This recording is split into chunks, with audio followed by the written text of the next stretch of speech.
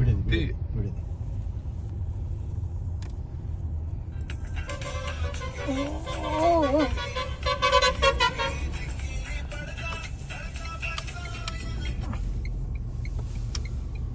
వాడు చెప్పేసి ఉంటాడు.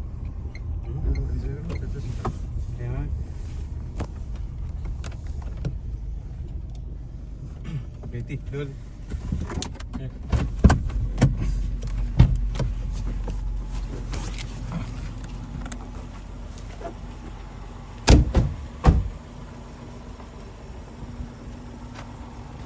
తీయండి. బిర్యానీ అన్నయ్య గారు. తీయండి.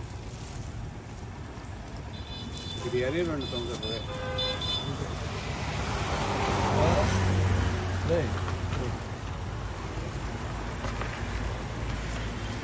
ఇది బిర్యానీ కదా, తీసుకో. ఎవరు ఫోన్ చేశారు?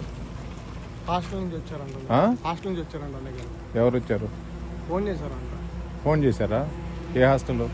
నవోదయ. హాస్టల్ ఏమో మాకు తెలియదండి. ఆ, ఇక్కడ పొలం దగ్గరకు వస్తాము, మాకు బిర్యానీ వండాలి అన్నారు. ఆ.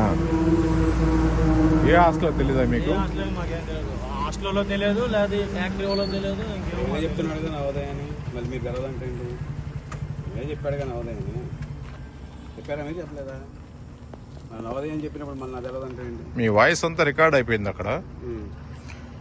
మీరు చేసే పనుల వల్ల ఇవాళ ఒక స్టూడెంట్ గోడ దూకి రాబోయి వీడు కాదు, మీరు ఎవరికైతే ఫోన్ చేశాడో వాడు హాస్పిటల్ అయిపోయాడు ఇప్పుడు.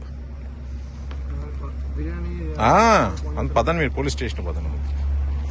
ఒకసారి మా అన్నగారు ఫోన్ చేస్తాను. పదండి, మీరు ముందు పదండి.